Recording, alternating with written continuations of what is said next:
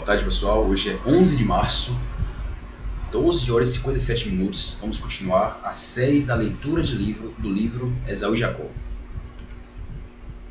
Capítulo 100, Duas Cabeças. Tão longo foi o abraço que tomou o resto do capítulo.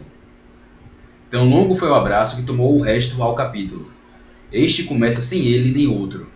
O mesmo aperto de mão de Aires e Flora, se foi demorado, também acabou. O almoço fez gastar algum tempo mais que de costume, porque Aires, além de conservador emérito, não se fartava de ouvir as duas, principalmente a moça. Achava ali um toque de languidez, abatimento ou coisa próxima, que não encontro no meu vocabulário. Flora mostrou-lhe os desenhos que fizera, paisagens, figuras, um pedaço de estrada de Tijuca, um chafariz antigo, um princípio de casa. Era uma dessas casas que alguém começou muitos anos antes e ninguém acabou. Ficando só 2 ou 3 paredes, ruínas sem história. Havia ainda outros desenhos, uma revoada de pássaros, um vaso à janela. Aires ia folheando, cheio de curiosidade e paciência. A intenção da obra supria a perfeição, e a fidelidade devia ser aproximada. Enfim, a moça atou os cordões à pasta. Aires, parecendo-lhe o que ficara um desenho último e escondido, pediu que lhe o mostrasse. É um esboço, não vale a pena. Tudo vale a pena. Quero acompanhar as tentativas da artista. Deixe ver. Não vale a pena. Aires insistiu. Ela não pôde recusar mais tempo. Abriu a pasta e tirou um pedaço de papel grosso em que estavam desenhadas 2 cabeças juntas e iguais. Não teriam a perfeição desejada por ela. Não obstante, dispensavam os nomes. Aires considerou a obra durante alguns minutos e 2 ou 3 vezes levantou os olhos para a autora. Flora já os esperava, interrogativa. Flora já os esperava, interrogativa. Queria ouvir o louvor ou a crítica, mas não ouviu nada.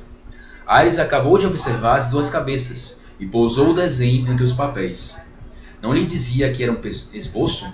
Perguntou Flora, a ver se lhe arrancava uma palavra. Mas o ex-ministro preferiu não dizer nada. Em vez de achar quase extinta a influência dos gêmeos, vinha dar com ela feita a consolação da ausência. Tão viva que bastava a memória, sem presença dos modelos. As 2 cabeças estavam ligadas por um veículo escondido. Flora, vendo continuar o silêncio de Aires, compreendeu acaso parte do que lhe passava no espírito. Com um gesto pronto, pegou-o do desenho e deu-lhe. Não lhe disse nada, menos ainda escreveu qualquer palavra. Qualquer que fosse, seria indiscreta. Demais, era o único desenho a que ela não pôs assinatura. Deu-lhe como se fosse um penhor de arrependimento. Em seguida, atou novamente as fitas da pasta, enquanto Aires rasgava calado o desenho e metia os pedaços no bolso. Flora ficou por um instante parada, boca entreaberta, mas logo lhe apertou a mão, agradecida. Não pôde evitar que lhe caíssem 2 pequeninas lágrimas, como outras tantas fitas que lhe atavam para sempre a pasta do passado. A imagem não é boa, nem verdadeira. Foi a que acudiu ao conselheiro, andando ao voltar de Andaraí. Chegou a escrevê-la no memorial, depois riscou-a, e escreveu uma reflexão menos definitiva. Talvez seja uma lágrima para cada gêmeo. Pode acabar com o tempo, pensou ele indo para a barca de Petrópolis. Não importa, é um caso embrulhado. Muito embrulhado. Capítulo 101. O caso embrulhado. Também os gêmeos achavam o caso embrulhado. Quando iam a São Clemente, tinham notícia da moça, sem que lhes dessem certeza do regresso. O tempo andava. Não tardaria que consultassem a sorte, como 2 antigos. O tempo andava. Não tardaria que consultassem a sorte, como 2 antigos. A Giro não contavam as semanas de interrupção, uma vez que a escolha se não dava e eles... Vamos lá de novo. A Giro não contavam as semanas de interrupção, uma vez que a escolha se não dava...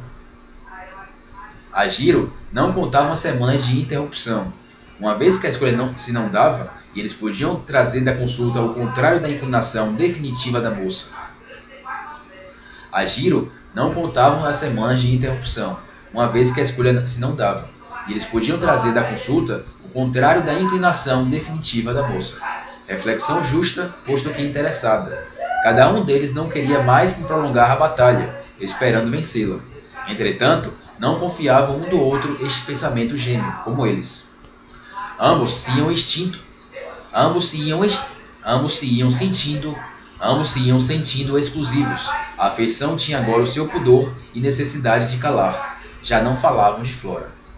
Nem só de Flora. Crescendo a oposição, recorriam ao silêncio, evitavam-se. Se podiam, não comiam juntos. Se comiam juntos, diziam pouco ou nada. Às vezes, falavam para tirar-os. Às vezes, falavam para tirar aos criados qualquer suspeita, mas não advertiam que falavam mal e forçadamente, e que os criados iam comentar as palavras e a expressão deles na copa.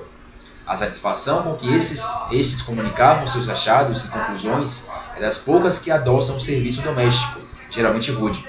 Não chegavam, porém, ao ponto de concluir tudo o que os tinham tornado cada vez mais avessos.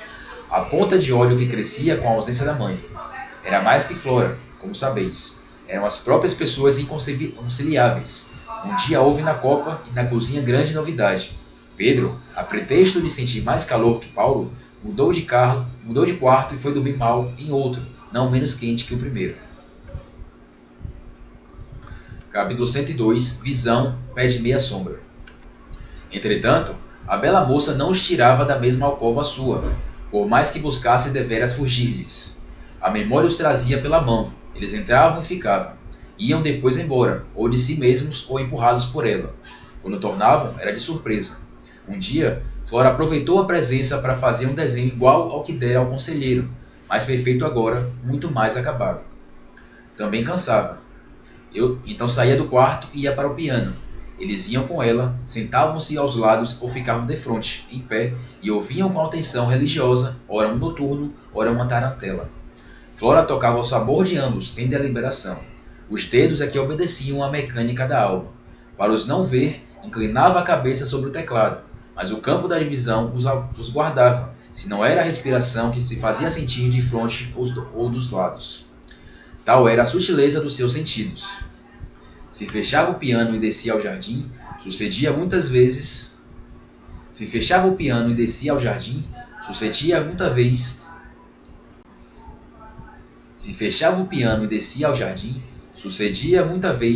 que os deixar ali. Se fechava o piano e descia ao jardim, sucedia muita vez que os ia deixar ali, passeando, e a cumprimentavam com tão boa sombra, que ela esquecia por instantes a impaciência. Mais uma vez. Se fechava o piano e ia ao jardim, sucedia muita vez que os ia achar ali, passeando, e a cumprimentavam com tão boa sombra, que ela esquecia por instantes a impaciência. Depois, sem que os mandasse, iam embora. Nos primeiros tempos, Flora tinha medo que a houvessem abandonado de todo e chamava-os dentro de si. Ambos tornavam logo tão dóceis que ela acabou de se converter que a fuga não era fuga. Nem eles sentiam desespero e não os evocou mais. No jardim era mais rápido o desaparecimento, talvez pela extrema claridade do lugar. Visão pede meia sombra. O próximo capítulo é bem longo, então vou terminar por aqui esse episódio da série da leitura do livro Esaú e Jacó. Até o próximo.